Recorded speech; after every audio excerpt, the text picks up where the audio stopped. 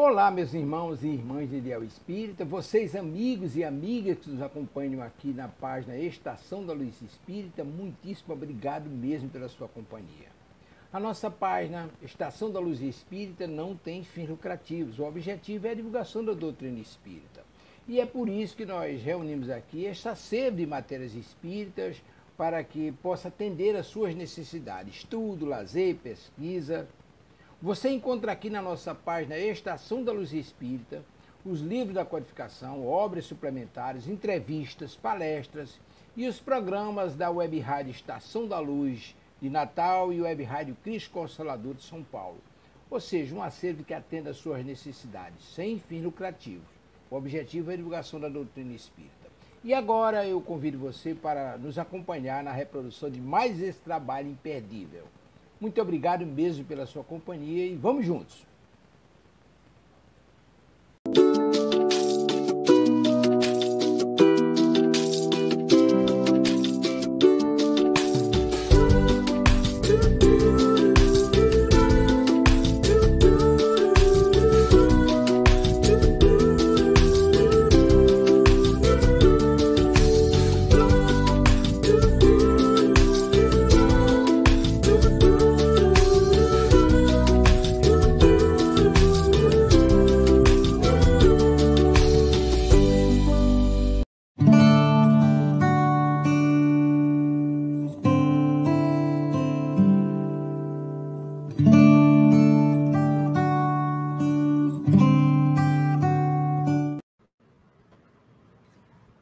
Bom dia, meus amigos, meus queridos internautas. Bom dia, Mália.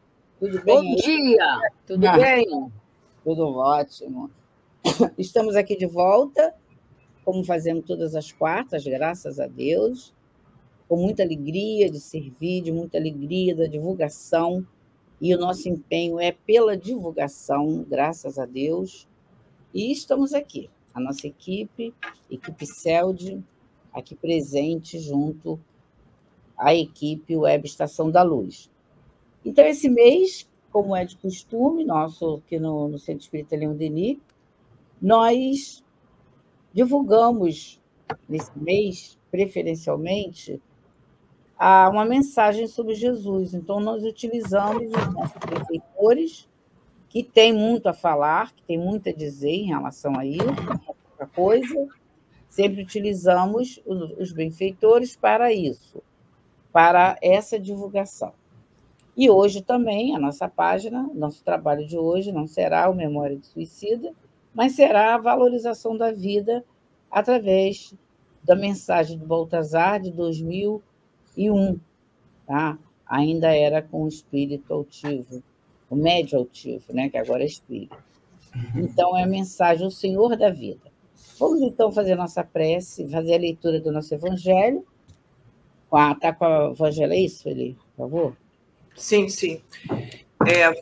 Vamos, então, ao Evangelho segundo o Espiritismo. Então, logo depois, a Rosângela faz a nossa prece, por favor. Ok. Bem-aventurados os que são mansos e pacíficos, no capítulo 9, o item é o 8, obediência e resignação. Então, vamos lá. Quem nos fala vai ser Lázaro. A doutrina de Jesus ensina por toda parte a obediência e a resignação, duas virtudes que acompanham a doçura e que são muito ativas, embora os homens as confundam erradamente com a negação do sentimento e da vontade. A obediência é o consentimento da razão, a resignação é o consentimento do coração. As duas são forças ativas, pois levam o fardo das provas que a revolta insensata deixa cair. O covarde não pode ser um resignado, assim como o orgulhoso e egoísta não podem ser criaturas obedientes. Jesus foi a encarnação dessas virtudes que a antiguidade materialista desprezava. Ele veio no momento em que a sociedade romana naufragava nos desmandos da corrupção. Ele veio fazer brilhar, no meio da humanidade oprimida, os triunfos do sacrifício e da renúncia à sensualidade. Cada época é marcada pela virtude ou pelo vício que deverão salvá-la ou perdê-la. A virtude da vossa geração é a atividade intelectual. Seu vício é a indiferença moral. Digo somente atividade porque o gênio se eleva, de repente, e descobre sozinho os horizontes que a multidão só verá depois dele, enquanto que a atividade é a reunião dos esforços de todos para atingir um objetivo menos brilhante, mas que prova a elevação intelectual de uma época. Submetei-vos ao impulso que viemos dar aos vossos espíritos. Obedecei à grande lei do progresso, que é a palavra da vossa geração. Infeliz do espírito preguiçoso, daquele que fecha o seu entendimento.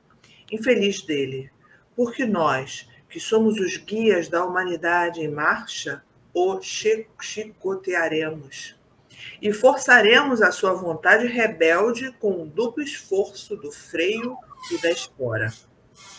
Mais cedo ou mais tarde, toda existência orgulhosa deverá ceder. Mas bem-aventurados os que são mansos, porquanto ouvirão docilmente os ensinamentos. Lázaro, Paris, 1863. Bom dia a todos. Depois dessa lição tão rica e que nem sempre nós tentamos compreender na sua profundidade, vamos agradecendo a Jesus, com muita alegria de estarmos nessa manhã podendo conversar sobre ele, de certa forma oferecer a ele a nossa gratidão, uma homenagem mesmo, pela época que se aproxima de seu retorno à Terra. Que a tua luz, Jesus, que a tua paz possam continuar nos envolvendo, que nós possamos, Senhor, perceber a inspiração para falarmos de ti, do teu amor por nós. Em teu nome, Mestre, em nome de Deus, dos amigos espirituais que nos acompanham nesse trabalho, pedimos permissão para começarmos o estudo da manhã de hoje com esse tema tão rico e tão especial, quando falaremos de ti, Jesus. Graças a Deus, muita paz, muita alegria em nossas almas. Graças a Deus. Graças a Deus. Então, é como eu estava falando antes da prece e da leitura do Evangelho, nós faremos uma reflexão sobre uma página, O Senhor da Vida. Eu acho que é uma coisa que a gente está precisando muito, né? Entender quem realmente é o Senhor da vida. São os homens? É a ciência? São as opiniões? São as opiniões de manada, porque com muita facilidade a gente se deixa levar. Então, a gente vai ter hoje aqui uma reflexão de uma página que vocês vão ver que valor que vai ser essa nosso trabalho, dessa simples, porém muito profundo em reflexão. Vamos começar com a Amália, tá, Amália? A mais nova do grupo, tá? Pode ser? Sou a mais nova do grupo? Eu esperei essa reação. Ao contrário, né? Depende da mentalidade, não estou falando de idade cronológica. É nossa mascote, né, Helena? A mais alegre, a mais jovial. Mais jovial, e é verdade, é a mais jovial do grupo. É a mais jovial, poxa. Então, muito bom dia a todos, e que é com muita alegria que a gente vai fazer esse trabalho hoje em homenagem ao mês de dezembro, que homenageia, a humanidade homenageia Jesus, apesar de estar escondido atrás do Papai Noel, né?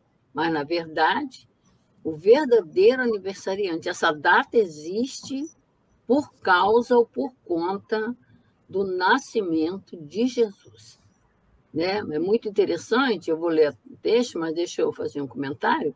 Tem uma página de Emmanuel que eu tenho que trazer essa página para estar presente. Ele faz um comentário de por que a importância do Natal de Jesus, de toda essa alegria que o Natal de Jesus traz, antes da entrada do novo ano. Olha, é uma mensagem espetacular. Entendeu? O estado de ânimo que a humanidade precisa estar para receber o novo ano. Olha, muito interessante. Tá? Aliás, a doutrina espírita só traz isso para nós. Então, vamos à página de hoje, que será motivo da nossa conversa sobre Jesus. Né? Como Baltazar apresenta para nós o Senhor Jesus, que é o que nós vamos aprender. Então, já começamos mostrando que... por que essa página apareceu aqui na minha frente? Sai daí.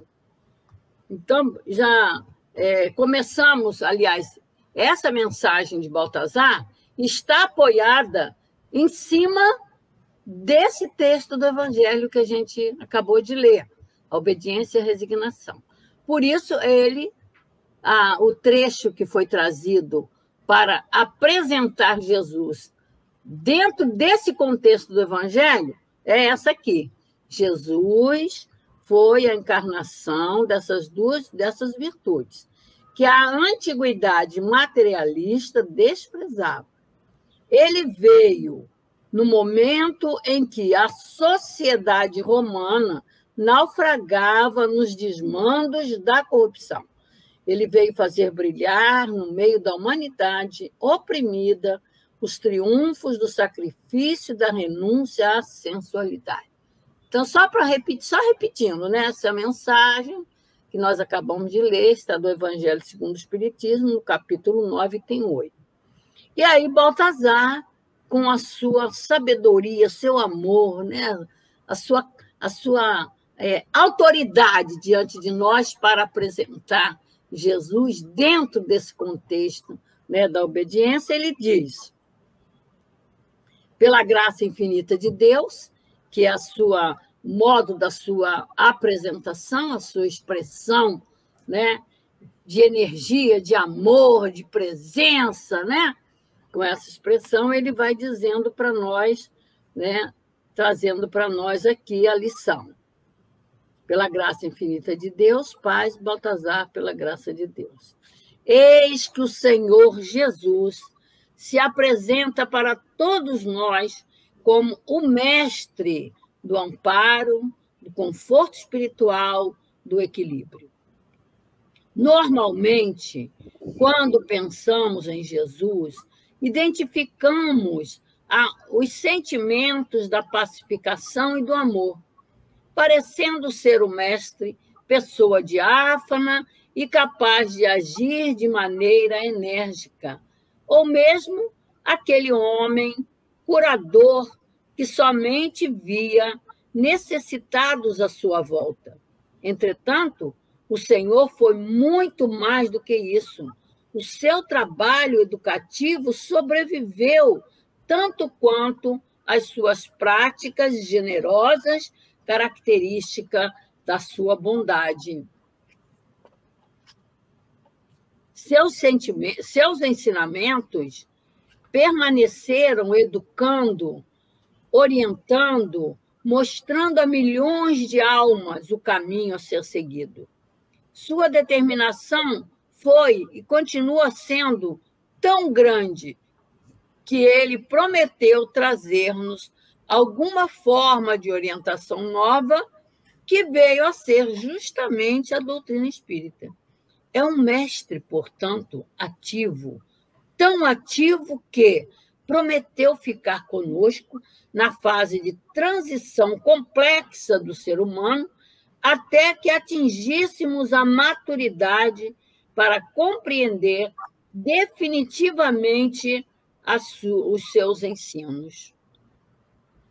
Jesus, sendo um ser extremamente dinâmico, atuante, forte e poderoso, pode ser igualmente classificado ao lado daqueles valores a que me referi anteriormente como um espírito de ação.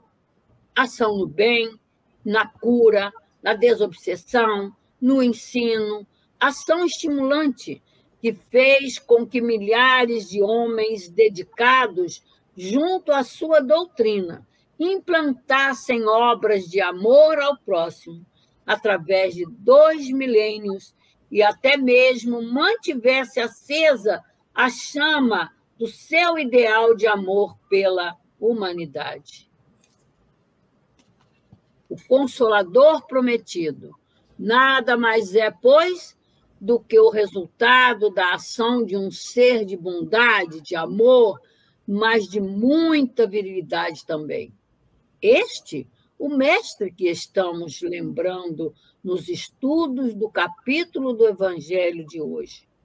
O homem de bem, mas um homem enérgico, diligente e sempre à testa daqueles acontecimentos maiores. O ser que providencia recursos para que a inquietação, o mal, o erro não se propaguem. Saudemos a este Senhor da vida como aquele Senhor de todos nós, aquele que almejamos ter, aquele que, afinal de contas, é o condutor dos nossos destinos imortais. Graças a Deus. Baltazar, pela graça infinita de Deus. Esta mensagem foi recebida através da psicofonia do nosso tão querido e lembrado altivo, caríssimo e Panfiro, em 2001. Deus nos abençoe. Então a gente volta ao nosso... Fizemos a leitura na íntegra, a gente vai, cada um de nós vai fazer uma reflexão. A gente começa com essa reflexão com a Sueli, tá, Sueli? Aí bem no início, por favor. Então, vamos voltar ali à fala do Evangelho, né? Ali no Evangelho, o Baltazar, e já foi escolhido esse conteúdo do Evangelho aí, tão importante para a gente pensar nesse Senhor da vida como aquele que vai nos dar justamente esse caminho para a obediência e resignação. Então, pensemos o seguinte, falando particularmente desse evangelho aí, como ele está dizendo aqui, o Lázaro já nos diz que a nossa atividade no momento é uma atividade viciosa, é uma atividade que a gente pensa só em atingir um objetivo específico. E deve ser muito maior do que isso. A gente ainda está voltada para aquela muito sensualismo, nossos sentimentos particulares, nosso personalismo. E a proposta de Jesus é muito maior do que isso. Então, ele vem propor virtudes. E virtude é sempre uma conquista e na encarnação você tem um grande esforço para conquistar e transformar e aí caminhar para frente, deixando as imperfeições. E a virtude é sempre alegre, a virtude é sempre uma conquista de felicidade. A palavra virtude me dá uma grande consolação para a perfeição. Somos perfectíveis e Jesus é a encarnação das virtudes. Ele vai propor que a gente busque ainda hoje o máximo das nossas conquistas para chegar ao caminho da luz. O caminho é esse. Ele propõe sempre a perfeição. E ele está falando para um espírito imortal. Um espírito que ainda não tem condição de conquistar virtudes, todas as virtudes numa encarnação. Seria uma proposta não factível, não é possível a gente conseguir tudo, porque saímos da mão do Criador simples e ignorantes, e vamos tendo oportunidades, né? Então, a gente tem conquistas a cada oportunidade que nos passa. Se você pede paciência, vem trabalho para você, vem dificuldade para você adquirir realmente aquela proposta que você está buscando. Eu quero ter, Senhor, tenha paciência. Aí ele vai dar toda a dificuldade para você exercitar aquela paciência. Então, é nesse momento, nessas dificuldades pessoais de cada um, que nós vamos conquistar as virtudes. E ele é a representação dessas virtudes que o materialista desprezava. Realmente desprezava. Porque se você pensar só em você, pensar só na matéria, não ter olhar para um espírito imortal, para um futuro que o Senhor da vida nos propõe, você vai ficar muito fechada nessa atividade que Lázaro está nos falando aqui, uma atividade individualista e só do seu desejo. Então, nesse evangelho, o Lázaro vem nos trazer essa postura de Jesus, indicando os caminhos para você adquirir a virtude. E esses triunfos são sempre de renúncia à sensualidade. Essa que é a proposta, é adquirir essa virtude. Particularmente, essa questão aqui da obediência e da resignação é fundamental, que ele fala o seguinte, isso é uma conquista realmente. Obediência é o consentimento da razão. Então, é interessante quando ele fala o Lázaro fala que é o consentimento da razão, porque você já, adquirindo essa virtude, você tem a razão. Entendeu o porquê que você tem que obedecer. Então, isso aí é um entendimento que poucos de nós conseguem conceber por que eu tenho que obedecer. A razão está me dizendo que eu preciso obedecer às leis de Deus para, então, eu seguir à frente, adquirir a virtude. É a razão que está me dizendo. Eu consinto com a verdade. É a razão porque eu tenho as leis que estão à minha frente e eu tenho que seguir as leis para adquirir a virtude. Depois que eu entendi com a razão, aí eu vou ter resignação. Aí é o consentimento do meu coração. Aí eu entendo que eu não posso mudar, eu aceito a dificuldade. Eu entendo que eu tenho que ter força com resignação e aceito a dificuldade. Então, esse é um caminho importante para a gente adquirir a virtude que o Senhor da vida está nos propondo. É isso mesmo. Aí, Rosângela, a gente segue com o Baltazar, né, na análise dessa passagem do Evangelho. Sim. Por favor. Eu só estava aqui pensando, enquanto você estava falando, o que nos dá essa capacidade de entender que tem que obedecer é o que ele nos prometeu, exatamente esse fator educativo que sobreviveu, que vai falar aí, né? O conhecimento da doutrina nos ajuda a entender o porquê da dor, e isso é fantástico, né? Mas o pessoal fala, espírita gosta de dor, não gosta não, ninguém quer sofrer não, gente, mas a gente compreende as vidas, compreende o conjunto do contexto que a doutrina espírita nos traz, isso nos ajuda a compreender. E eu estava olhando esse slide que diz que eis que o Senhor Jesus se apresenta como o mestre do amparo, do conforto espiritual, do equilíbrio. Quando a gente pensa nele, a gente pensa exatamente nisso, naquele ser pacificado, doce, que vai caminhando, só curando, só... Mas aí Baltazar nos chama a atenção que o Senhor foi muito mais do que isso. E o seu trabalho educativo sobreviveu tanto quanto as suas práticas generosas, características de sua bondade. Em que a doutrina espírita se baseia? Se baseia exatamente na moral que Jesus trouxe para nós, e nas suas ações, no seu exemplo. Então, todo o esforço dele, tudo que ele fez, a vinda dele foi para que nós, como ele mesmo disse, tivéssemos vida e vida em abundância. E isso quer dizer o quê? Que a gente entendesse como é que era, o que a gente precisava enxergar, que a gente viu aí que não acontecia na época que ele veio, e ainda hoje a gente pode dizer que não acontece de uma forma tão ampla quanto seria desejado. Mas, realmente, se a gente fechar os olhos e pensar em Jesus, vai pensar naquela figura bondosa, mas o mais importante de tudo foi o esforço que ele fez, porque cada vez que ele curava, ele falava, agora você vai, mas não peca mais, porque senão vai ser pior, vai piorar a sua dor. Se vai acontecer coisa pior com você. Quem tiver sem pecado, atira a primeira pedra.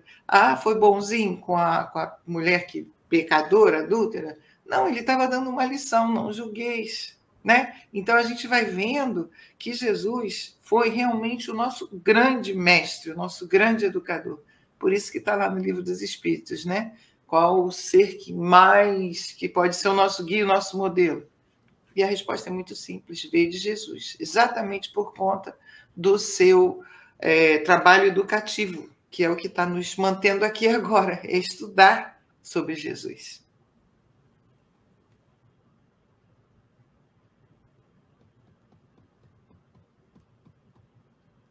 Está fechado, Helena?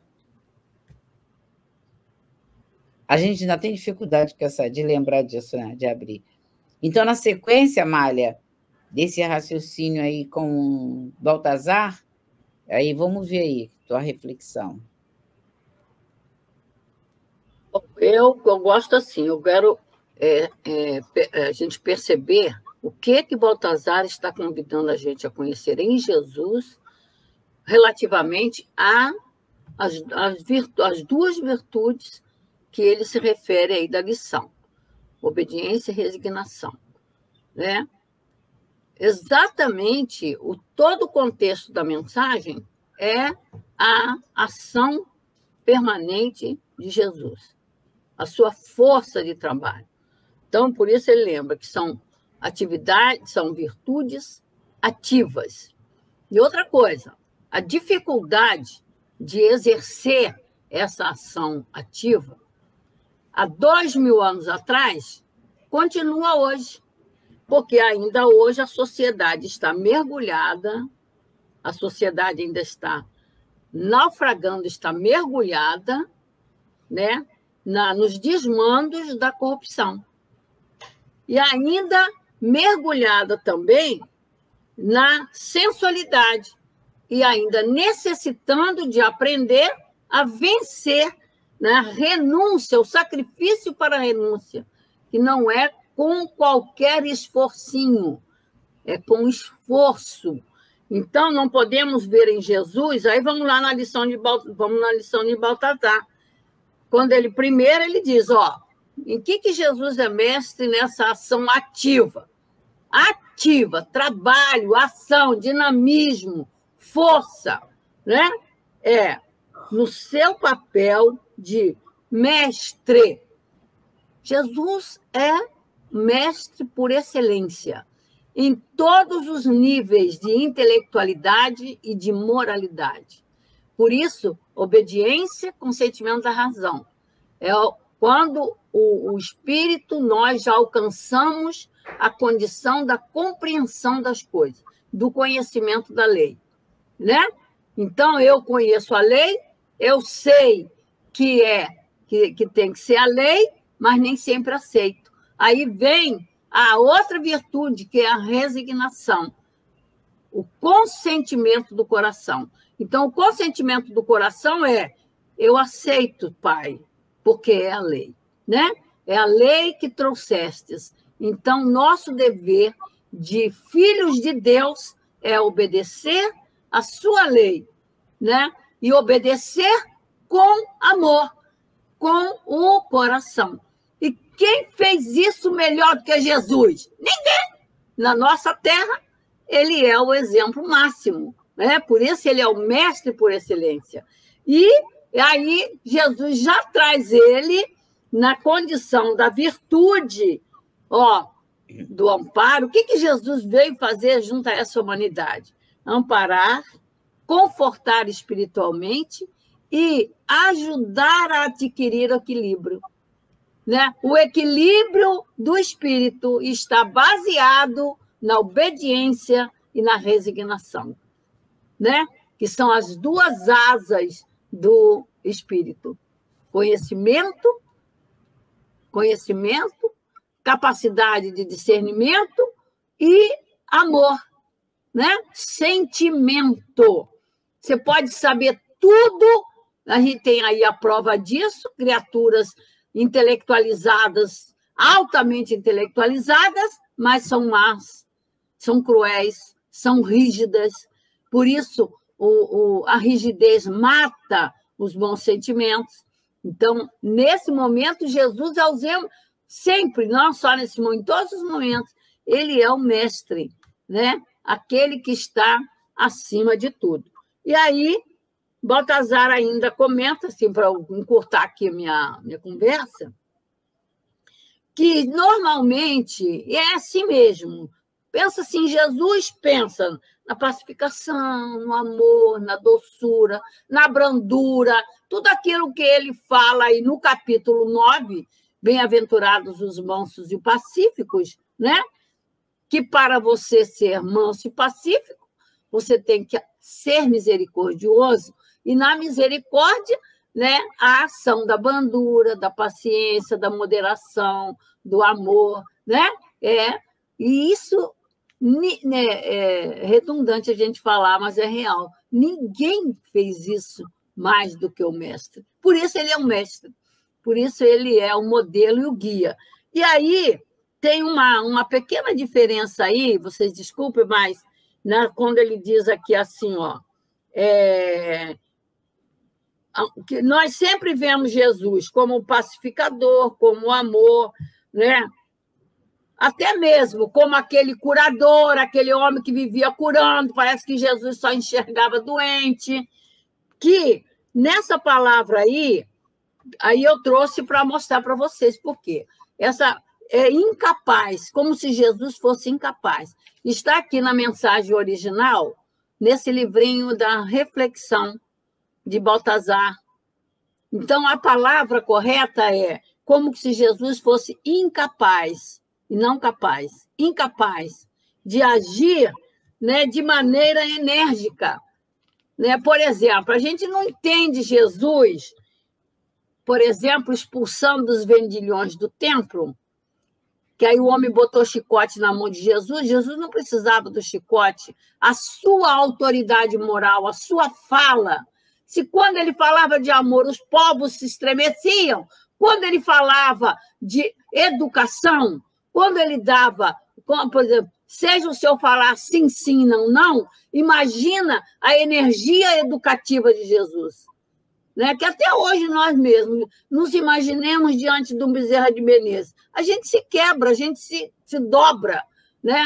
Imaginemos, até mesmo diante do altivo, que tinha assim, uma autoridade moral sobre nós. Eu lembro muito que às vezes a gente ia reclamar com ele qualquer coisa. Aí fazia assim na nossa cabeça um discurso. Chegava lá, minha filha, era assim. A gente nem conseguia falar tudo. Ele, em 2 palavras, ele resolvia toda aquela montanha de preocupação que estava na cabeça da gente. Isso é autoridade moral, né? Num nível em que nós podemos alcançar. Agora, imaginemos isso a nível de Jesus, né? De Bezerra de Menezes antes e de Jesus acima de Bezerra de Menezes. Né? Então, por isso, na verdade, fechando aqui o meu raciocínio, o que Baltazar disse? Ele é muito mais do que isso, ele é assim, ele é a figura da pacificação, do amor, ele é o curador por excelência, mas ele nunca quis o título de médico, nem de clínico, como diz o nosso querido Vinícius. Ele não aceitou nenhum título, ele só aceitou o mestre, porque ele afirmou que ele veio para nos ensinar. Né? Por isso, Baltazar disse, Jesus não é essa pessoa incapaz, diáfana, né? Como que se tivesse só assim dando ordens. Não, ele é o trabalhador, porque educar dá muito trabalho. É isso, meus irmãos, deixar os outros falar também. Não, tá bom, tá bom. Hoje nossa missão é estar ressaltando. Eu mergulho nessas ideias aí. Não, tá ótimo. A nossa missão hoje, na verdade, é ressaltar essa manjedoura de Jesus e ressaltar a importância. Qual a importância disso, né? Qual a importância... Espera aí só um instante. Qual a importância da gente comemorar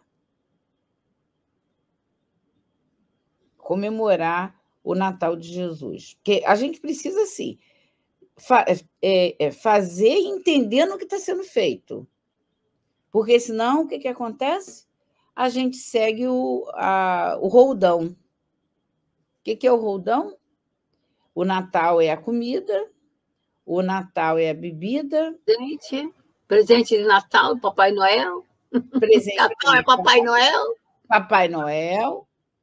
O Natal é uma representação de um país onde não significa para a gente, porque a gente ali tem coisas de países quentes, a própria comida é representada de países quentes. Se a gente não tiver aquela alimentação que não é alimentação da época que a gente vive nesse país, então a gente tem que repensar isso. Se eu não tiver o bacalhau, eu não vou ter o Natal.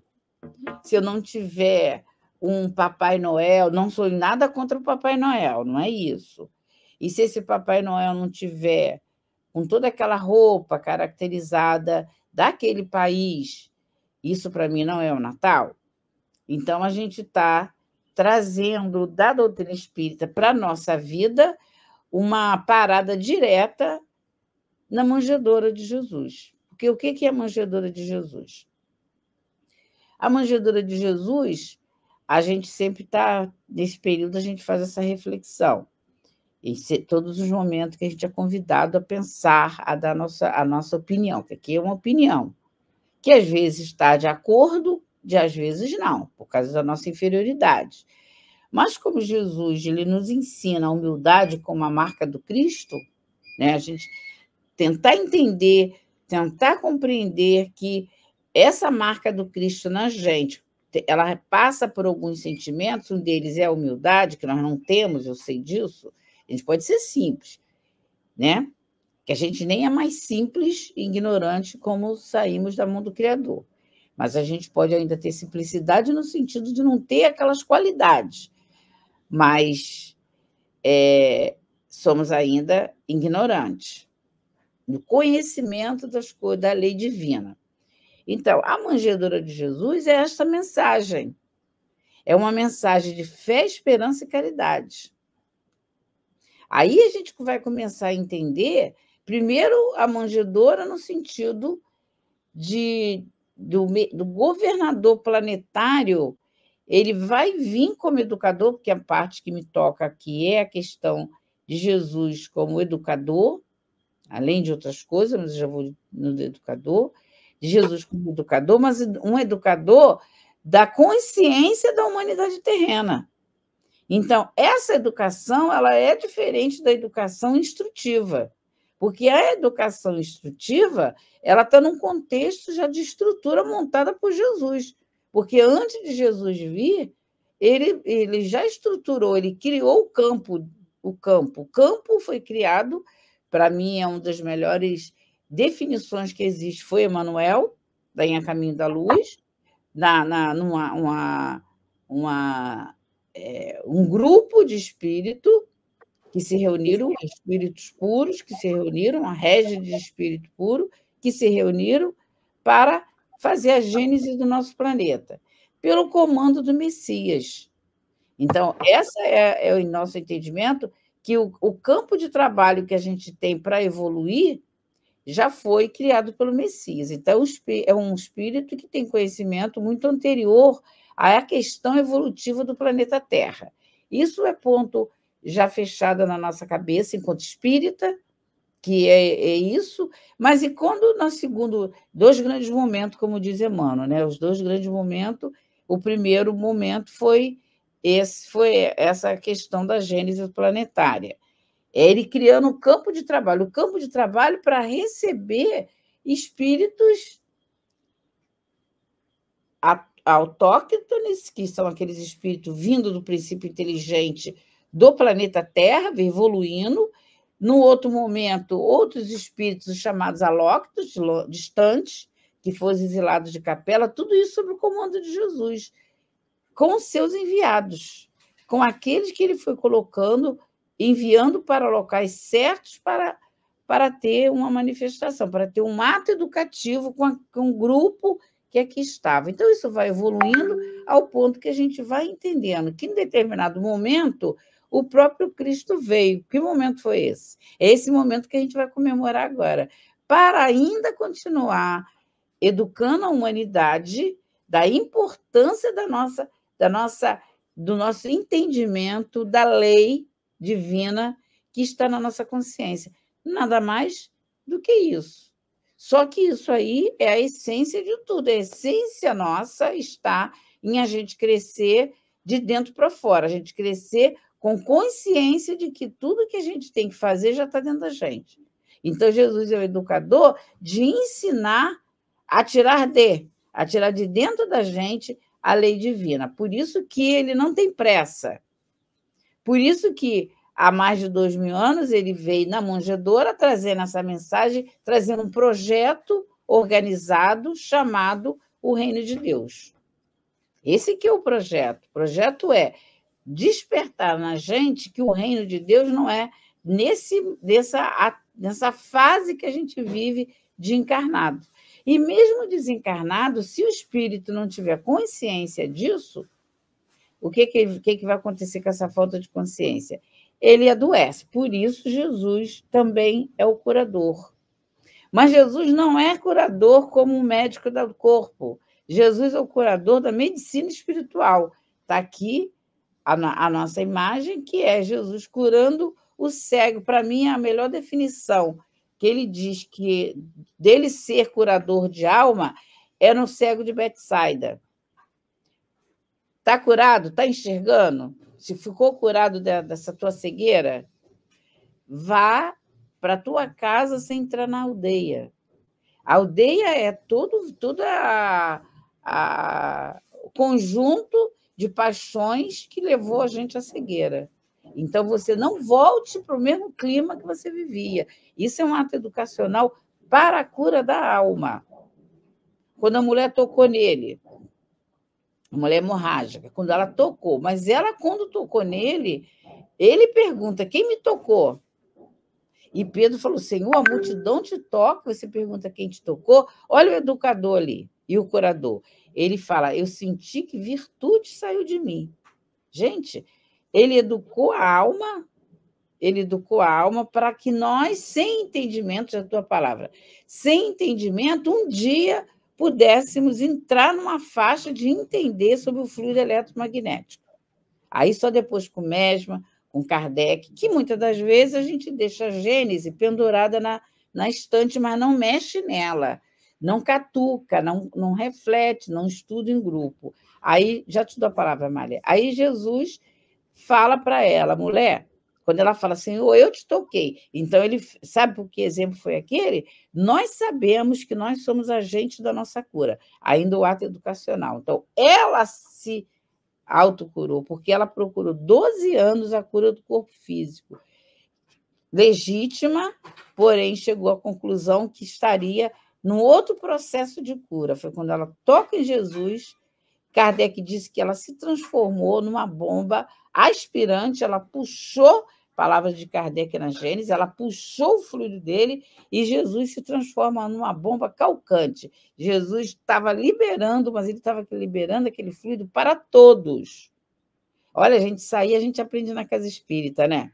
Vai tomar o passe, mas você tem que estar em sintonia, tem que querer. Aí ela absorve aquilo ali. Jesus, para deixar para todos nós, ele fala, mulher, a tua fé te curou. Fala, Mária. É só para encaixar aí no seu comentário, essa questão da distribuição dos fluidos de Jesus.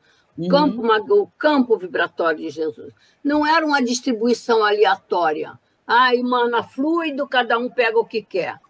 Cada saída de fluido dele, ele sabia. O controle. Acho que ela congelou, né? Nós temos esse campo vibratório. E temos que estar atento no controle do nosso campo vibratório. Né? Porque a falta de controle do nosso campo vibratório sintoniza com outros campos vibratórios igual o nosso e a gente não percebe. Quando vê, já está... E voltando a Jesus. Jesus, volto a dizer, ele não era um distribuidor de fluido, curador, à vontade. Não, ele sentiu. Então, ela sugou dele uma força e ele sentiu. Ele tinha total controle sobre o seu campo. Era só isso que eu queria lembrar.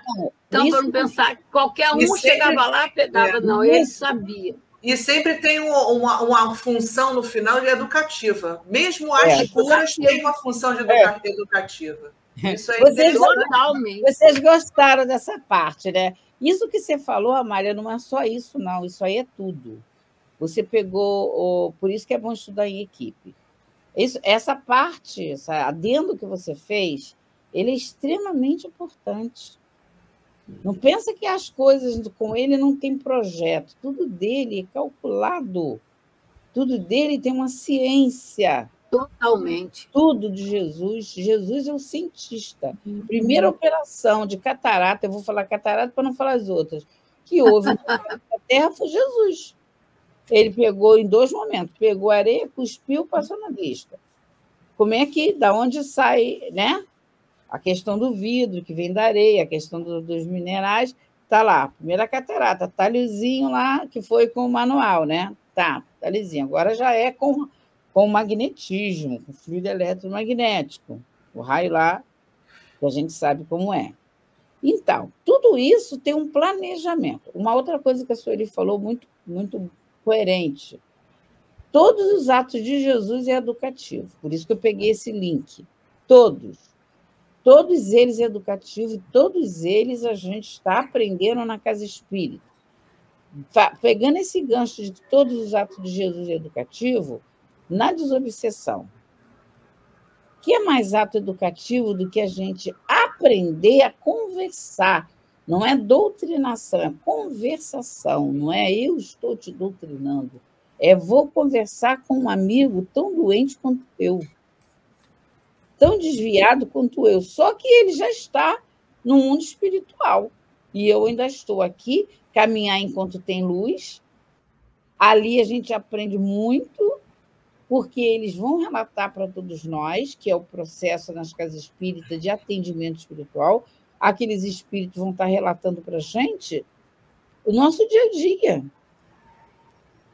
Eles vão, ali é o espelho nosso, a gente se reflete naqueles espíritos ali. Esse processo é um processo do mesmo momento que você vai educar, você está aprendendo. Por isso que Kardec, lá no Método, Livro dos Médiuns, o capítulo 3, chamado Método, ele diz que como é que se divulga a doutrina espírita? Através da conversação. Não existe professor.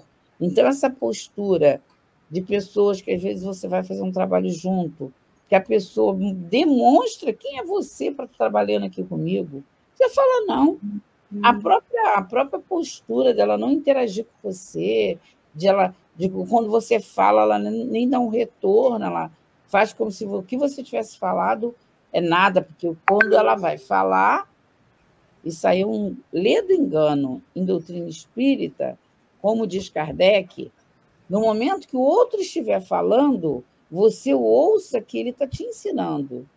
E no momento que o outro estiver falando, ouça você, porque ele vai passar o ensinamento. Então, ele diz que na divulgação doutrinária existe a palavra ensinar. Ensinar. Mas não ninguém sendo professor. Então, esse é o método que Jesus usou. Na cura, que é a autocura, que é a cura do espírito, na desobsessão. Tanto é que ele falou, tudo que eu faço, vós podeis fazer e muito mais. Quando as mulheres chegaram para ele e falou, Senhor, esses teus discípulos não conseguiram curar os nossos filhos. E que Jesus fala para os seus discípulos, eles pensando que ainda ia dar uma bronca nas mulheres, porque foi fazer queixa deles, Jesus vira para os discípulos e fala, sabe por que vocês não conseguiram curar essas crianças? Por causa da sua pouca fé. Eles, com certeza, não esperavam por isso. E a gente também, com certeza, se a gente fica pensando que nós somos o curador, a gente não consegue realizar nada. Como a Amália falou, a gente tem que aprender a direcionar o fluido, não achar que aonde você vai, você está expandindo, porque Jesus também não era esse método que Jesus usava. Ele sabia direcionar. Sabe por que ele sabia isso? Por causa do processo da autocura. Não adiantava gastar uma energia com alguém que não ia virar uma bomba aspirante. Então, aquela mulher virou uma bomba aspirante. Puxou de Jesus aquele fluido. E Jesus, para aqueles que precisavam, estavam querendo, tanto é que ele perguntava: tu acreditas que eu possa te curar? Tu queres ser curado? Ele não perguntaria isso. Você quer ser curado? Se ele fosse sair curando todo mundo. Ele tinha a metodologia de esperar a pessoa estar naquele momento ela está querer, que não tem que querer, tem que buscar. Por isso ele não era um doador aleatório. Isso mesmo. Por isso que eu estou valorizando esse link que você pegou, que eu poderia ter esquecido realmente. Não é aleatório. Da minha forma, nós não vamos para a casa espírita com essa sensação de que quem quer que seja eu vou curar. Cuidado com isso. Você vai doar fluido direcionado. Ah, mas você pode fazer isso a qualquer hora. É muita ignorância. A gente não pode operar nas esquinas, tem que ir para o hospital. Presunção, né? Presunção. É presunção. Como está ligado com a fé, está lá no capítulo 19, o item 4. Cuidado para não confundir fé com presunção. Usando a palavra da Mária. Está lá no Evangelho segundo o Espiritismo, capítulo 19, o item 4. Não podemos confundir fé com presunção. É a presunção de achar que pode. Você está ligado a um conjunto, a uma equipe. Então, qual é a parte que te toca?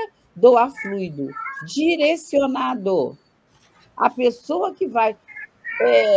uma vez, há pouco tempo agora, com um parente mesmo internado, e a pessoa, uma outra pessoa, falou assim: não vai dar o passe nele agora? Eu falei: não. Calma. Calma. Primeiro, ele não estava querendo. Bom, enfim, a gente é convidado a essas coisas assim.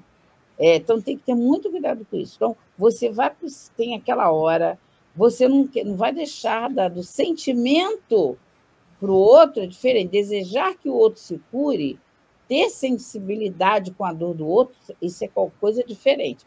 Essa questão da doação, então, ela tem a ver com educação. Então, a gente se educa nessa questão energética, educa o que é o nosso papel, educa que estamos em equipe nesse planeta. Jesus e uma pleia de espírito puro na gênese do planeta. Kardec não fez sozinho, foi no conjunto. A gente não faz nada sozinho, é ilusão, é presunção, achar que você vai fazer sozinho, você é melhor médio, você que todo mundo te procura. Nós no Leão Denis, nós temos uma educação de cada semana aquela pessoa, você recebe ele e você vai botar em médios diferentes. Eu só quero tomar passe. Não. Olha, quando chegar na sala, você pede para tomar passe com a Helena de Fátima. Que presunção. O espírito que está naquele dia, qual é a pessoa que vai doar o fluido para eles fazerem a medicação. Então, tudo isso a gente aprende com essa mensagem de Baltazar, uma mensagem extremamente importante. Se você puder botar aí no ar, tá, Sueli? Que eu vou fechar esse meu momento fazendo a leitura Rita, desculpa, Rita, você. Pode ler aí para a gente, Rita? Está podendo? Depois eu quero trazer perguntas, que tem 2 perguntas, tá? Beleza, eu já sabia. Jesus, sendo um ser extremamente dinâmico, atuante, forte e poderoso, pode ser igualmente classificado ao lado daqueles valores o que me referi anteriormente, como um espírito de ação. Ação no bem, na cura, na desobsessão, no ensino, ação estimulante, que fez com que milhares de homens dedicados junto à sua doutrina implantassem obras de amor ao próximo, através dos 2 milênios, e até mesmo mantivesse acesa a chama do seu ideal de amor pela humanidade. Então, a gente primeiro analisou, refletiu, agora a gente lê. Só mesmo um benfeitor para trazer com tanta precisão, de forma analítica, resumindo verdadeiramente a postura de Jesus entre a gente. Então, Jesus não é aquele tolinho, bobinho, sem energia, sem vigor, que não soubesse se defender. Pelo contrário, como governador da terra, ele é o estimulador do nosso caminhar. Só que aí ele não fez do jeito que a gente achava que ele tinha que fazer. De que forma? Com violência, com agressividade, com preferências. Na hora que a gente quer, a gente não sabe esperar as coisas, a gente não sabe analisar que naquela situação a pessoa está com tanta razão que quando ela se coloca, ela comove você de tal forma que cria ira. Cria ira. Aí, em vez de analisar, será que ela não está com a razão? O que a gente faz? A gente explode na explosão da ira, da cólera. Tanto que Kardec traz lá esse tema no Evangelho segundo o Espiritismo. Ô, Rita, passa aí para a gente as perguntas para depois a gente vai finalizar essa última parte daqui. Tá, vamos só trazer um comentário que a Leni fez aqui sobre a manjedoura, quando ela nos lembra que a manjedoura de Jesus é a maior expressão de humildade, né? Essa demonstração de humildade da manjedoura, né? Do nascimento, que representa o nascimento dele, vem mostrar para a gente já desde o momento que ele nasce, né? E ele nasceu num lugar simples, junto dos animais, para mostrar que ele, como espírito superior, em que condições ele chega no planeta para estar nos auxiliando. E aí a pergunta é a primeira pergunta do Hugo Abreu, de Afogados do Recife. O Hugo é uma pessoa que nos acompanha sempre, né? E ele vem nos provocar, ele provoca aí o grupo. Todas as máximas do Evangelho. Ele é tipo o Arthur, na terça é o Arthur e aqui na quarta é ele. Ele vem perguntando assim, de todas as máximas do Evangelho de Jesus, escolha somente uma que lhe tocar mais perto e que fala mais fundo na alma. Qual? A Sueli já abriu o microfone. Eu gosto. Olha, tem muitas máximas de Jesus que tocam realmente a gente. Mas como a gente se olhar como espírito imortal e que seremos perfeitos um dia, eu gosto da máxima de Mateus, que está no capítulo 5, versículo 48, onde Jesus nos fala assim: sede, pois, vós outros perfeitos, como perfeito é vosso Pai Celestial. Então, aí ele está fazendo um convite para nós lutarmos, para nós modificarmos nossa imperfeição com o objetivo de sermos perfeitos, porque seremos um dia. Então, aqui está muito associada a questão 1006 do Livro dos Espíritos, será irresistível a necessidade de sermos felizes. Os Espíritos nos falam isso na questão 1006. E seremos perfeitos, sim, mas a gente tem que exercitar com esforço, com diligência, com vontade realmente, mas o convite fica aqui. Sede vós também perfeitos como o meu Pai é. Seremos perfeitos, seremos sim, é um convite que é inexorável, seremos perfeitos.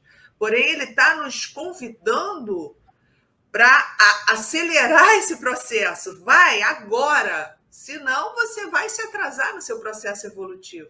E essa frase me parece assim, muito espírita, porque sabe que para você ser perfeito, você precisa reencarnar. Então, é muita ideia do espiritismo, você reencarna para aprender, repete as lições para adquirir virtudes e continuar a jornada. Então, nessa frase aqui, nessa máxima de Jesus, eu acho que contém muito a ideia do espiritismo e do espírito imortal. Verdade. Então, seguindo essa máxima, que realmente é uma máxima fabulosa, né? Vamos dizer assim, a máxima amor, tem uma outra máxima que eu considero 10. Não faça aos outros aquilo que você não gostaria que seja feito a você. Porque é uma senhora máxima, tem várias máximas de Jesus, várias. Então, realmente, a máxima da felicidade, porque é o projeto divino, nós saímos da mão do Criador para ser feliz, está lá na questão 1006, é irresistível necessidade de ser feliz. Então, isso para a humanidade é uma coisa que tem que ser muito falada. Você foi criado para ser feliz, que a gente acha que não, né? Que a gente foi criado para... Pelo processo das vicissitudes, a gente acha que não... Para ser feliz não poderia ter dor. Não tem nada a ver felicidade com dor. Felicidade é uma condição. Fomos criados para a felicidade. Agora, a questão da gente olhar o outro naquilo que a gente gostaria que fizesse com a gente também é muito bom. Vamos dar sequência ao estudo em relação ao texto de... Tem outra pergunta, Helena, rapidinho. Deixa eu passar logo. Tá, faz outra pergunta. A outra pergunta é do Juraci Pereira, Magé, aqui de Magé do Rio de Janeiro, que ele pergunta o seguinte: que ligações, eu achei interessante essa pergunta, que ligações podemos fazer nesse clima do nascimento de Jesus nos dias atuais? E aí ele traz as 3 perguntas do Livro dos Espíritos, que ele quer saber quais as ligações que a gente pode fazer com elas. A 625, que fala do Espírito Máximo, que Jesus trouxe para a gente, a 886, que vem falar do perdão, e a 893, que fala do livre-arbítrio. Do Livro dos Espíritos. A ligação é... Sabe qual é a ligação, ao meu ver? É a gente verdadeiramente estudar. É a gente verdadeiramente, como diz São Vicente de Paula, a leitura, ele diz, grande parte dos vossos males provém da falta das leituras das cartas evangélicas. Então, a gente não vai conseguir fazer ligação nenhuma se você não mexer nesse material, se você não refletir sobre isso, porque senão você vai ter ação, porque vai ter que ter, você vive, sobrevive, você é espírito, vai ter que ter movimento, mas são movimentos repetitivos, movimentos aleatórios, movimentos sem te impulsionar para crescer. Por isso que a gente tem reencarnações dolorosas, que vai ter que reencarnar naquela mesma postura, naquela mesma monoideia. Então, o mexer nas cartas evangélicas, e São Vicente de Paulo não está dizendo que nossos males são, grande parte dos nossos males, é a falta das ações que Jesus ensinou. Ele é bondoso, ele diz que é a falta das leituras. Então, essa conexão que o Juraci está falando, ela é muito pertinente. Para fazer essa conexão, só vai ser feito se você pensar, se você agir, se você pegar o texto e ler. Mas não adianta só ler, vai teorizar, mas antes de qualquer atitude espontânea, vem a disciplina. Antes da espontaneidade, vem a disciplina, segundo Emmanuel. E ele está certíssimo. Antes da gente naturalizar uma ação cristã, a gente precisa treiná-la. E a gente vai treinar pelo pensamento. Então, você pode receber vários fluidos, os espíritos podem chegar lá junto com os médios, fazer tudo. Mas se você não utilizar pelo pensamento, por isso, nada, o que não pode faltar na casa espírita é o estudo. Porque o estudo vai mexer com você. Vai ser o arrependimento real de mudança de conceito. É o ponto de vista.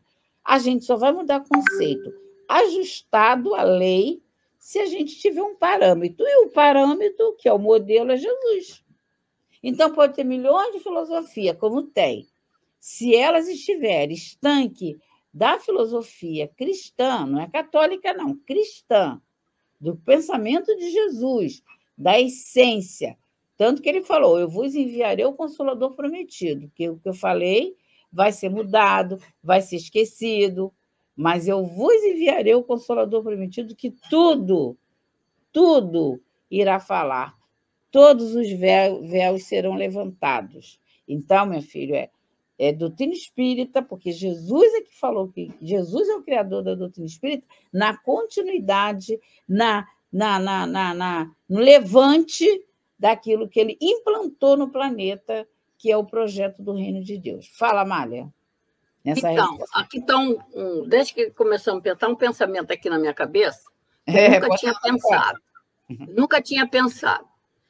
A manjedoura e a cruz. A humildade. Simplicidade e humildade. Por que Jesus escolheu? A gente sabe que a história não encontrou nenhum hotel para Maria se acomodar, nenhum hospital que não existia naquela época, não encontrou lugar nenhum para ela, né, ser hospedada. Então, isso tudo é dentro do plano divino. Foi lá na manjedoura. Aí veio um pensamento assim, como é que o espírito vem do plano espiritual? Nu, sem nada. Nu, sem nada. Então, não trouxe nada do plano espiritual. E outra coisa, comumente o ser humano, por que Jesus não começou a humildade dele lá com o ser humano? Ele foi lá no animal. No animal não tem enxoval esperando por ele. Interessante. É interessante isso, não tem nenhum enxoval ali, nada ali esperando ele. E Maria, para acomodar Jesus, ela já teve que arrumar alguns panos. Ela não teve? Ela teve que arrumar ali. Ela tinha, né? Ela tinha lá alguma coisa material para acomodar Jesus. Né? Da mesma forma, a morte na cruz é lição de humildade. É voltar para o mundo espiritual da mesma forma que você veio para o mundo terreno, sem nada. Por isso você não leva uma poeirinha do mundo material para o mundo espiritual. Né? E eu estou lendo aqui, trouxe aqui, eu vou até fazer uma propaganda, uma belíssima lição na nossa revista espírita desse mês, que é sobre a manjedoura. Gente, não deixem de ler, que coisa mais linda. Né? Então, é exatamente mostrando isso, né? O nascimento de Jesus nessa simplicidade pura. Né? Aí vem esse negócio, o animal não tem enxoval, então, nenhuma espécie de enxoval. É simplicidade pura. Né? Não é desmerecendo que isso é da lei humana, da inteligência humana, né? Dentro da lei, já diferenciando o homem do animal, que o homem já tem que usar a sua inteligência, né? Para buscar mesmo o conforto, a facilidade, sem exagero. E outra grande lição que traz aí é o desapego. Né? Por que nós temos que voltar para o plano espiritual da mesma forma que a gente veio? Né? Aí que toda a vida, a partir da manjedoura até a crucificação, as lições de Jesus, apesar de todas elas riquíssimas no mundo material, a principal é a lição do desapego. Você pode usar tudo do mundo material, mas você não pode se apegar. Né? Você não pode depender a sua vida daquilo. Verdade. Deixa eu falar uma coisa. A Juraci corrigiu aqui, me corrigiu. É isso que eu ia falar. Ainda sou mulher. Isso aí, Juraci, não deixa mesmo, não. Muito bem. Porque a gente pensou que fosse um homem, porque por ser um nome unissex, né? Olha, a gente vou só antes de eu descer, deixa eu trazer as colaborações aqui, que a Rosemarie trouxe uma colaboração aqui bastante interessante, quando ela fala, que ela lembra, na fala, né? Ela lembra aqui a máxima que está lá no Evangelho para a gente, né? Que fora da caridade não há salvação. O resumo que precisamos aprender do Evangelho, com certeza. A Leni lembra a Amália Rodrigues, quando fala sobre as curas dos corpos, desculpe, a Amélia Rodrigues, quando fala nas curas dos corpos, lá no Premissas do Reino, ela fala o filho do homem, não é um remendão irresponsável que sobre tecidos velhos e gastos costura pedaços novos. Então, esse estudo todo completo está lá no capítulo 7, no Premissas do Reino. E a Rosemarie, em cima da fala da Mara, ela lembrou nu e com seu caráter, que é essa demonstração, né? E com a sua marca. A fala da Amália vem trazendo uma reflexão ampla, né?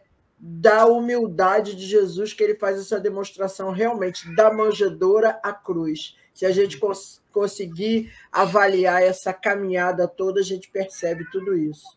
Meninas, 7h39, continuei com vocês, que eu estou... Eu vou fazer um complemento aqui à proposta da Amália, em relação à manjedoura, que a manjedoura, sim, é o exemplo de humildade, mas eu reputo assim como maior do que isso.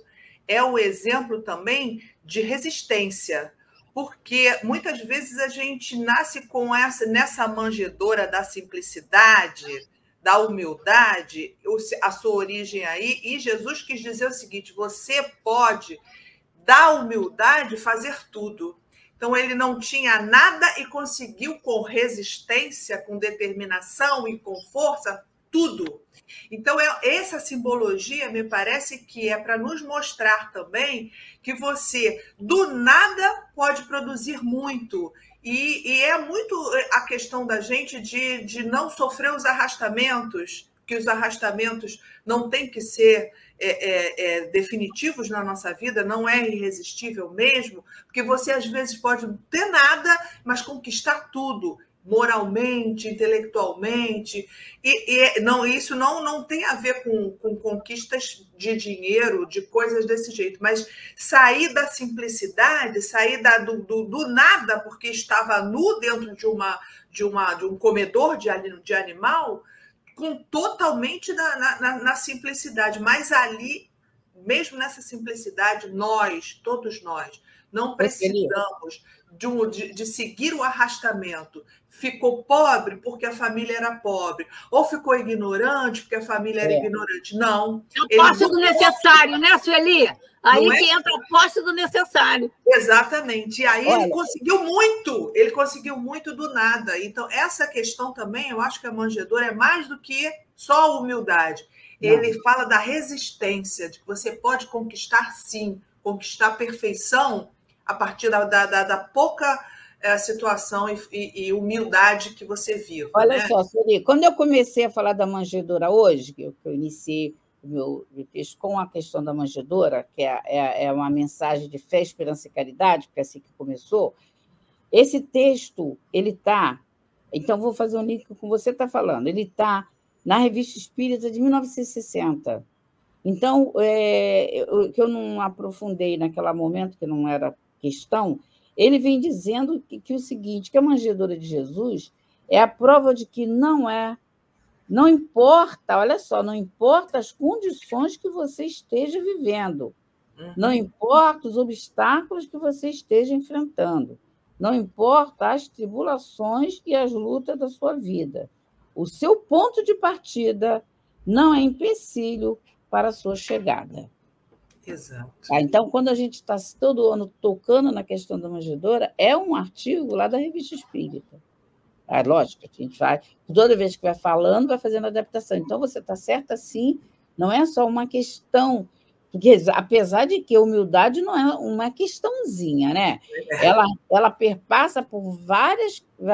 E, gente, para Jesus vir com corpo fluídico, não com corpo fluídico, ele não era uma gêneris, ele passou pela lei da fecundação, corpo de carne, passou pela lei, lógico, um perispírito diferenciado, mas precisou organizar isso durante 7 séculos. Está lá naquele livro Maria de Nazaré de Miramês, o espírito Maria de Nazaré com o espírito Isaías, eles tiveram um projeto no planeta Terra de deslocarem grupos de espíritos, quase que um continente, para serem levados, porque o planeta era de primitivo, como a população da humanidade estava demorando a avançar, a vinda de Jesus na manjedoura proporcionou a passagem de um planeta primitivo para de provas e expiações. Houve o processo de retirada de alguns espíritos, comandado por Isaías, pelo espírito Isaías, não Isaías encarnado, lógico, no período encarnado, ele espírito e Maria de Nazaré, 7 séculos antes da vinda do Cristo. Da mesma forma que está acontecendo agora. Blocos e blocos de espíritos estão sendo... Cidades estão sendo construídas para juntar determinados espíritos para ser transferido para outros planetas. Quando que isso foi acelerado? No segundo grande momento que Jesus veio. A partir do terceiro grande momento, né? Primeiro foi na gênese do planeta, segundo na manjedoura, o terceiro grande momento da vinda do Cristo foi no lançamento do Livro dos Espíritos. E quando Kardec faz o Evangelho, diz Vieira de Carvalho, que é a volta de Jesus. Estamos esperando Jesus, ele já veio. Na criação do Livro dos Espíritos. Então, na criação do livro, porque o Evangelho está dentro do Livro dos Espíritos. Na criação do Livro dos Espíritos, foi o grande boom, a grande movimento para que espíritos que não estão querendo atender a essa passagem, essa transição, a gente pode estar incluído nisso, não estou me eximindo, lógico, essa transição, então muitos já foram retirados e estão sendo levados para outro planeta. Por quê? Porque esses movimentos, a gênese do planeta, a manjedoura, o lançamento do Livro dos Espíritos, é movimento cósmico, é movimento da lei, não é assim simples. É que quando a gente fala, e eu também não sou muito expressiva, tá? Se uma outra pessoa falasse isso, ia dar uma importância maior. Mas está certo, mas a gente continua falando, né, Rosângela?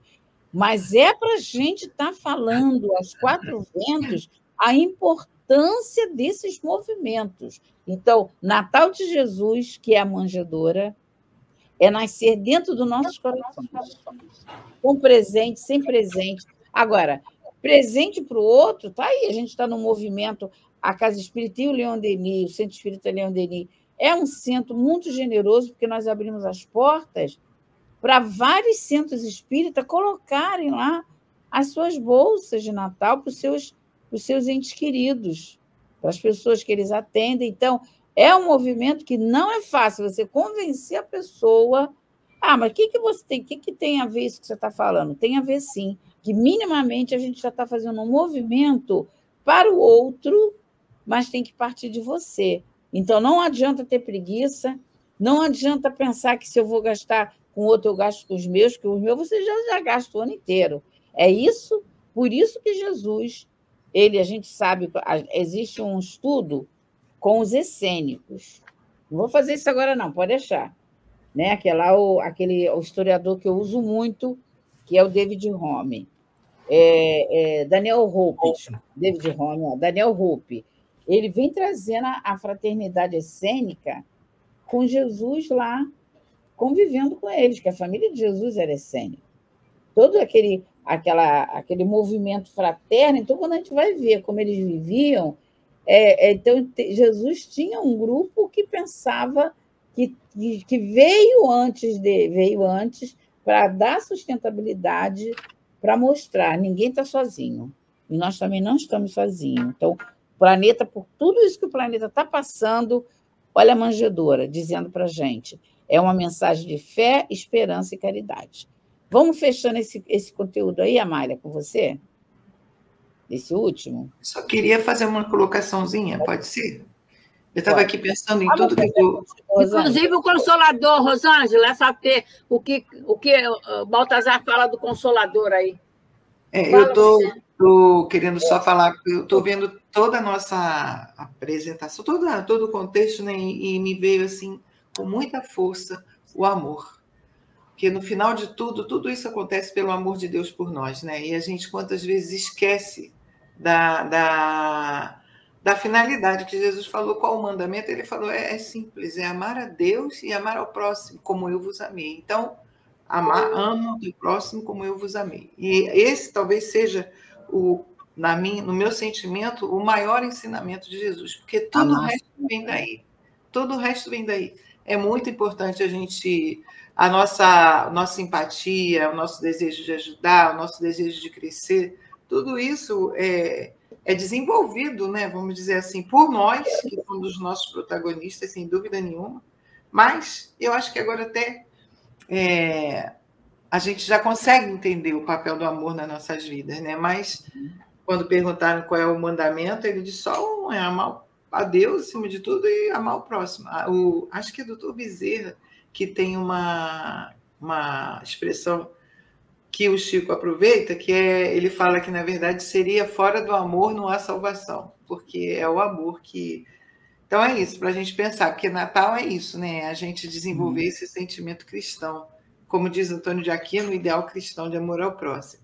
Aí quer que leia o papel do Consolador Prometido, que a gente vai ver agora. Vai no final agora, para a gente encerrar com esse texto. Esse é o último, né? Então, é o resultado de uma ação, nada mais é que uma ação de bondade, de amor, mas de muita força, de muita energia também, né? Como a Helena falou, é a volta de Jesus. Jesus veio, está aí, o Consolador Prometido, que é a nossa abençoada doutrina espírita.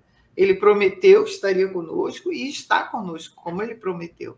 Esse mestre que estamos lembrando nos estudos do capítulo do Evangelho de hoje, o homem de bem, mas o homem enérgico, diligente, sempre atesta daqueles acontecimentos maiores, o ser que providencia recursos para que a inquietação, o mal e o erro não se propaguem, que é pela educação nossa que esses nossos vícios, que são nossos erros, a nossa inquietação, o mal que a gente é capaz de provocar, com a educação, com o Consolador Prometido nos norteando, nos esclarecendo, é que nós vamos conseguir superar isso. Então, saudemos a esse Senhor da vida como aquele Senhor de todos nós, aquele que almejamos ter, aquele Senhor que, afinal de contas, é o condutor de nossos destinos imortais.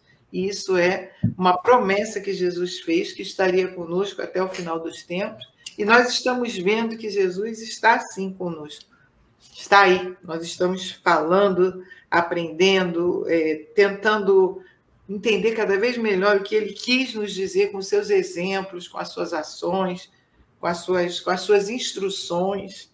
Então é isso, graças a Deus, Baltazar, pela graça infinita de Deus. Então é estudar mesmo, como você falou antes, Helena, é estudar. A gente tem que estudar, tem que esmiuçar, tem que se aprofundar, tem que pesquisar, tem que pensar, trazer para nós, para que a gente possa promover em nós essa modificação.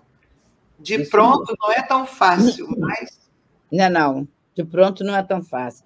E não, nem sou eu que falo, eu falei repetindo São Vicente de Paulo, né?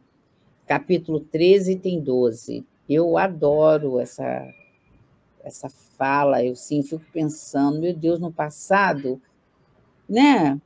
Também era assim, era espírita, mas não tinha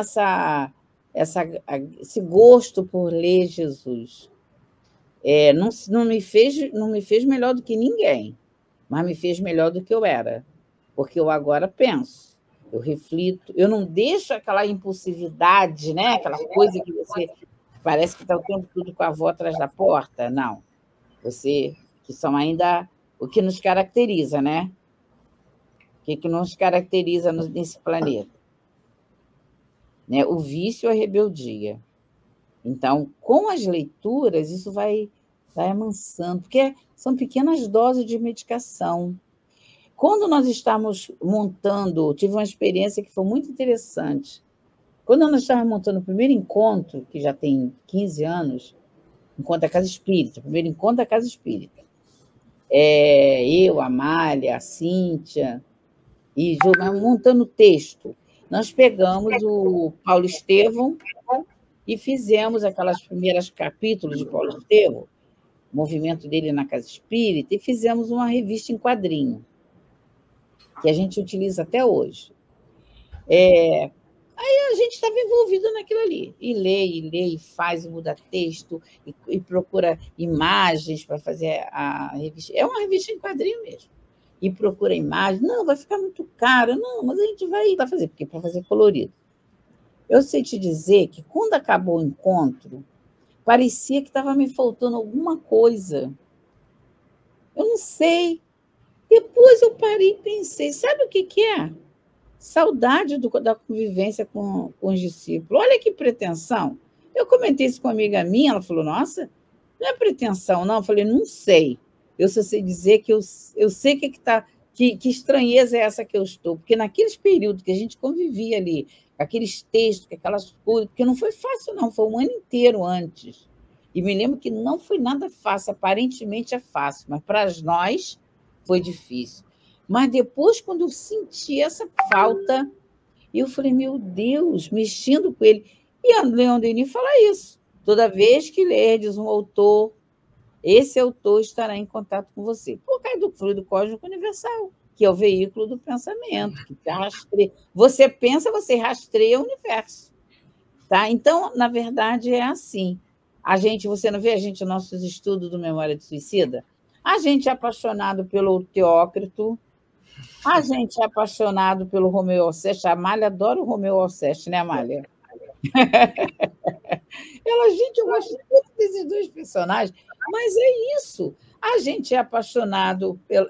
Olha, a gente está sempre falando no Mário Sobral, meu Deus, é assim que a gente é. A gente não precisa sofrer, mas a gente opta por sofrer. A gente é apaixonado pelo Camilo, que o esforço que ele fez, a gente é apaixonado. E quando a gente chegar na terceira parte, que vamos conviver com a Cidade de Esperança, com as mulheres, aí a gente, cada personagem que quando a gente começar a conhecer os mestres, Epaminondas de Vigo, nossa, a gente acaba apaixonadíssimo por ele, da severidade dele, que é homem conhece a ti mesmo, esse Pairito, então já viu o que ele vai falar, né? Assim a gente, na Casa Espírita, entre nós, a gente vai ficar com saudade um dia desse programa, vocês sabem, né? Gente, nós apenas aprendemos com o Altivo, né? Uhum. Ele afirmou, trabalhem de tal maneira que levem saudade e deixem saudade. Muito bom, muito bem lembrado. É isso aí, gente. Então, o Sueli, tu faz a prece para a gente? Falta só 5 minutos. Tavares não quer falar alguma coisa? Isso que eu ia falar. Desculpa, eu não reparei. Tavares? Bom dia. Eu tenho uma mensagem aí. Eu queria que as meninas, ou as jovens há mais tempo, pudessem ler. Dona Rosângela e Dona Amália, por favor. É uma mensagem bem interessante aí que a gente colocou. Não sei se é aquela que você falou, Amália, mas vamos começar com Rosângela e terminamos com a Amália. Rosângela, pode ler.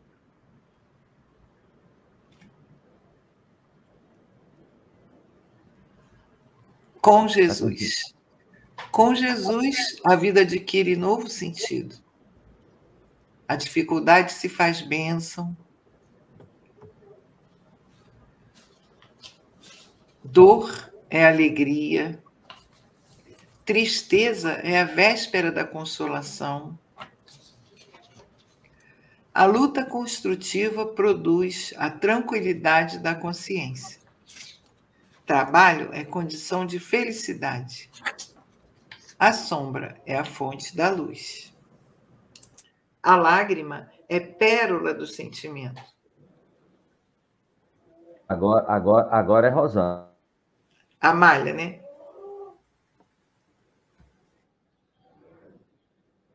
Desprendimento é o caminho da posse verdadeira.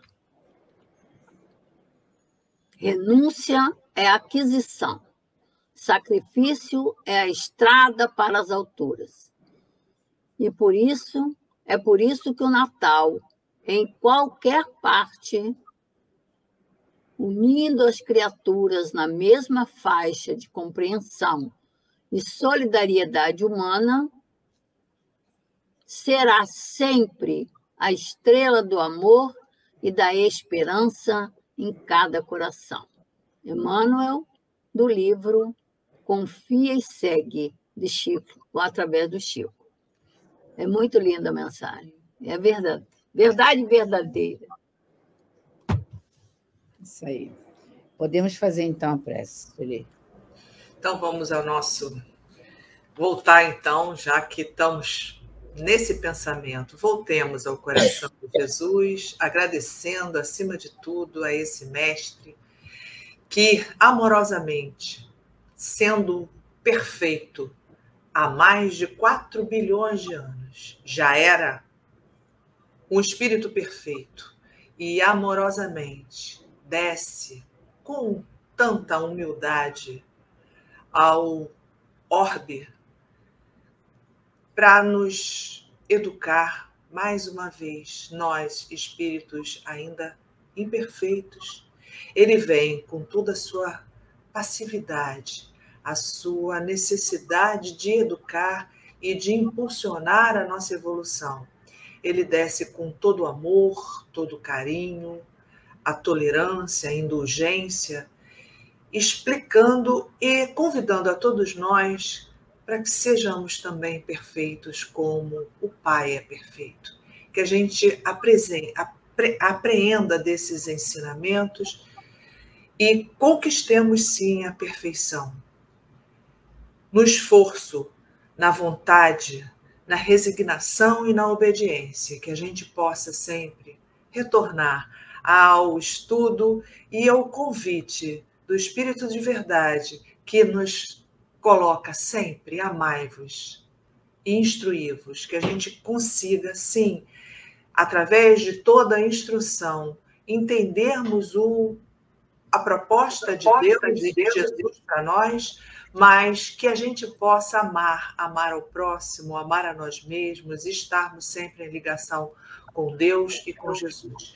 Que esses espíritos amorosos que estiveram conosco, continuam conosco, benfeitores, enviados por Jesus, vibrem forte no nosso coração e que nesse Natal a gente possa colocar à frente o Mestre, esse Mestre de amor, de paz e que nos convida: sede perfeitos, como o Pai também o é.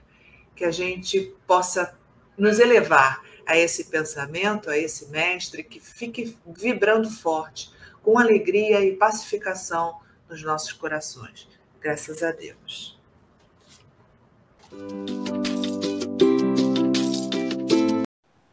Chegamos ao final da nossa atividade. Muitíssimo obrigado mesmo pela sua companhia e espero você no próximo evento.